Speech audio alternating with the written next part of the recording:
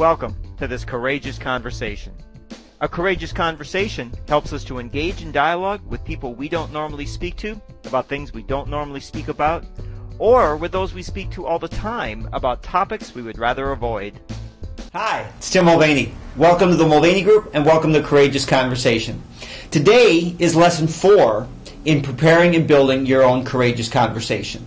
We're going to start talking about the relate model, which is our 6-step process to help you actually navigate through the conversation. There's a download for you with the relate model and some worksheets for you, so feel free to take those and have them in front of you as we do this.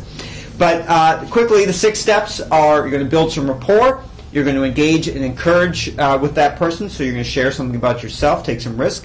You're going to listen, so you're going to suspend your assumptions and certainties.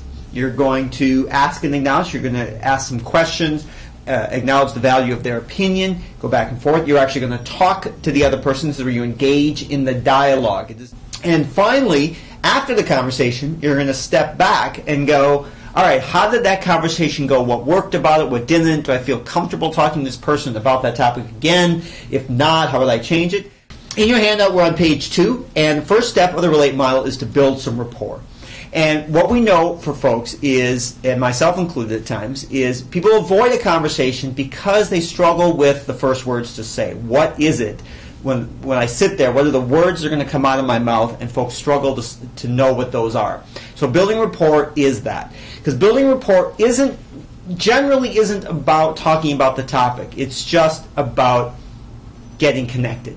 It's about that you and I, we're going to take some deep breaths. We're going to step out of what we've been doing to be present in this conversation here. Because a courageous conversation means you're taking some risk. Meaning you're either talking about a topic you don't normally speak about, or you're talking to somebody you don't normally speak about. Something about you don't normally speak about.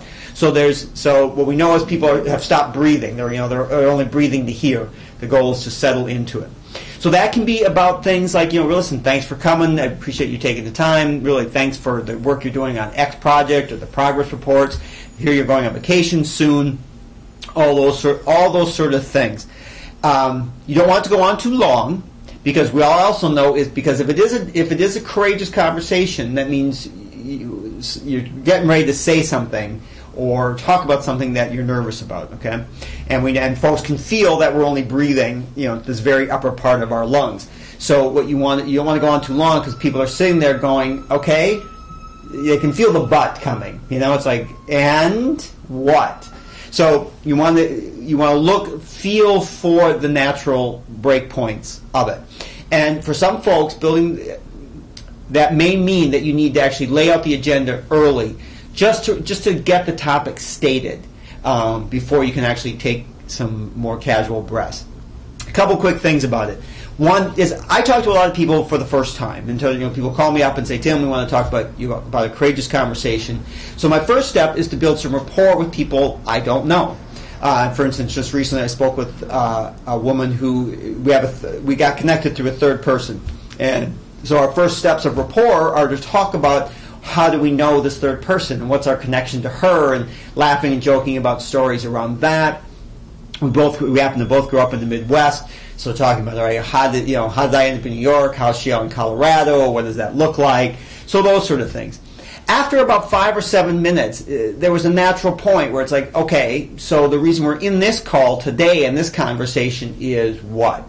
And we shifted gears. So listen and pay attention for that natural break point. So again, don't go on too long. And think about the first words. And the other piece is think about who is that person you're talking to.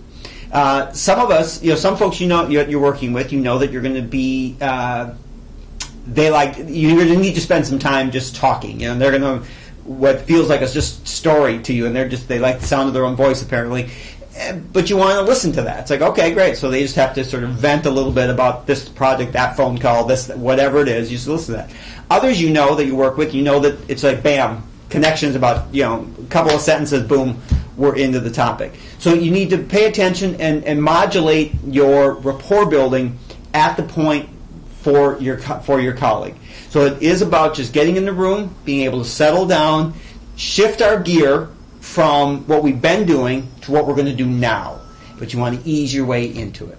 But that is step number 1, which is building rapport, which is on page number 2 of your handout. And there's a spot for you to think about who is this person, what I want to get out of this, what are some possible phrases around that. Other help you have is you can listen to the live conversations, the diversity or performance management conversations. We always include the beginning rapport building stage there where the initiator opens up the conversation. So you get a lot of options there. And if you'd like, feel free to jot your own options down and send them to me, and I'll help you out. So listen, thanks very much for listening, and I look forward to talking to you soon. Bye now.